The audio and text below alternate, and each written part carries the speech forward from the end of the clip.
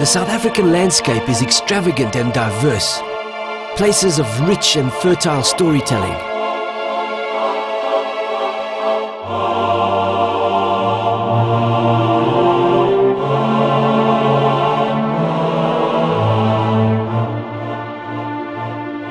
I'm Johnny Clegg, musician and anthropologist, and I'm traveling all over South Africa to explore art and artists inspired by the landscape.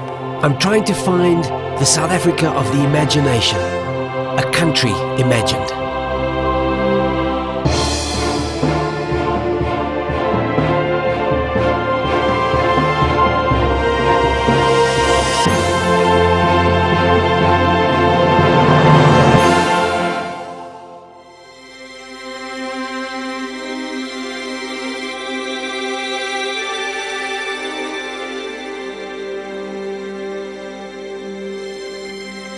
In the heart of the country lies an area that embodies harmony and tranquility. An area so peaceful it is difficult to imagine that this is the site of probably the most violent cataclysm ever to visit the earth.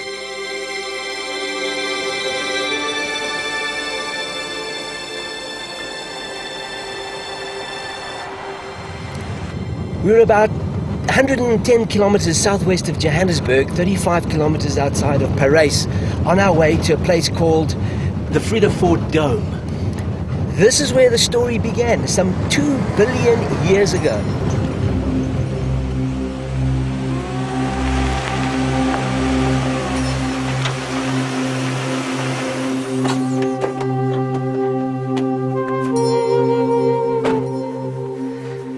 Most of the time, landscapes and geological formations evolve slowly over time, eroded by all the elements. But occasionally there are these massive, singular, catastrophic events that transform an entire area in an instant. And this is one of them. What you're looking at here is the remnant of the biggest visible impact crater by a meteor in the world. This is 300 kilometers wide, and that is just the center of it. If you can imagine a lump of rock coming down towards the earth, hurtling at 7 times the speed of sound, and hitting this area with the impact of about 87 million megatons of TNT, you can imagine how the Earth's crust was totally devastated and reshaped. The impact of the crater is so big that it is best seen from a satellite photograph. Here you can see the concentric ring of hills pushed up by the blast around the site of the central impact.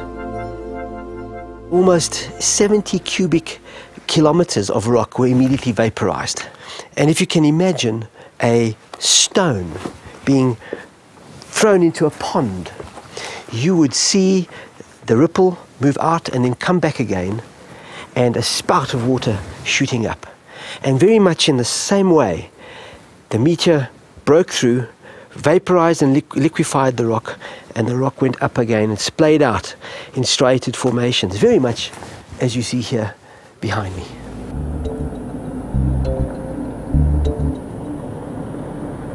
But how do you imagine an event as dramatic as this? Artist Marcus Neustetter is going to try. He uses the night sky as his canvas and laser beams as his brushes, and he has roped us in to help track the meteor's journey from the heavens down to here. Lovely.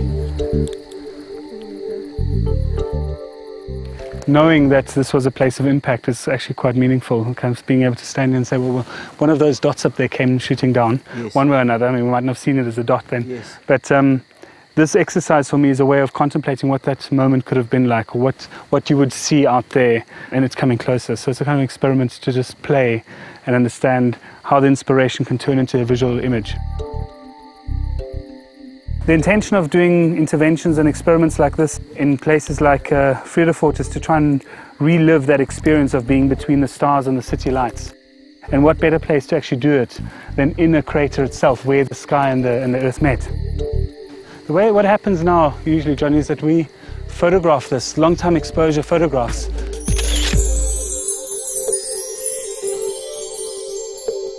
1, 2, 3, go.